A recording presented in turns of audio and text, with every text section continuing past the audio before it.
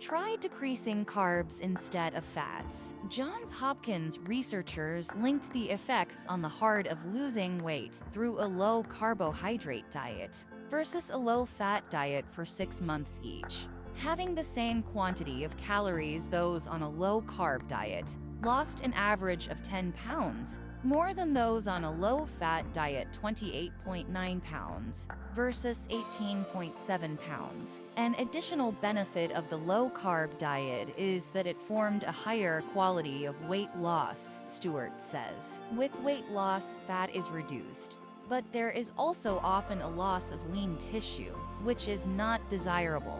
On both diets, there was a loss of about 2 to 3 pounds of good lean tissue, along with the fat, which means that the fat loss percentage was much higher on the low-carb diet. Second one is proper exercise. Physical exercise helps burn abdominal fat.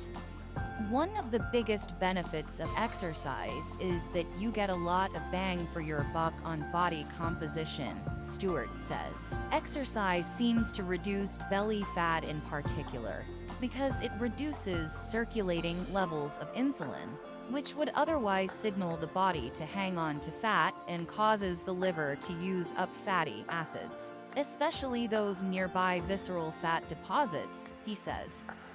How much exercise you need for weight loss depends on your goals. For most people, this can mean 30 to 60 minutes of moderate to dynamic exercise nearly every day.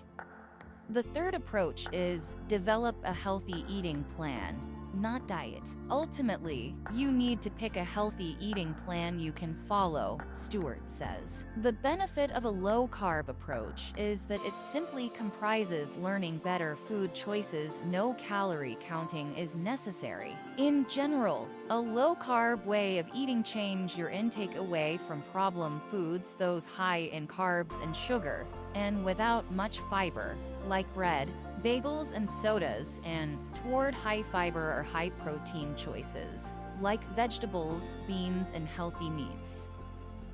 Exercise with weights is also a better approach. Adding even moderate strength training to aerobic exercise helps build lean muscle mass, which causes you to burn more calories for the entire day, both at rest and during exercise. Reading the labels of packed food is a must.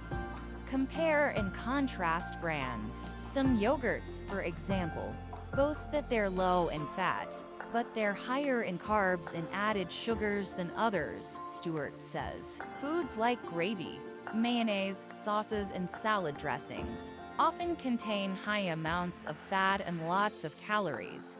For keeping healthy, one has to keep away from processed foods. The ingredients in packaged goods and snack foods are often heavy on trans fats, added sugar, and added salt or sodium. 3 things that make it hard to lose weight. It is also good that you focus on the way your clothes fit more than reading a scale. As you add muscle mass and lose fat, the reading on your bathroom scale may not change much, but your pants will be looser. That's a better mark of progress. Measured around, your waistline should be less than 35 inches if you're a woman, or less than 40 inches if you're a man, to reduce heart and diabetes risks. You must be conscious in having the company of health-focused friends. Research shows that you're more apt to eat better and exercise more if your friends and family are doing the same. Be healthy and thank you.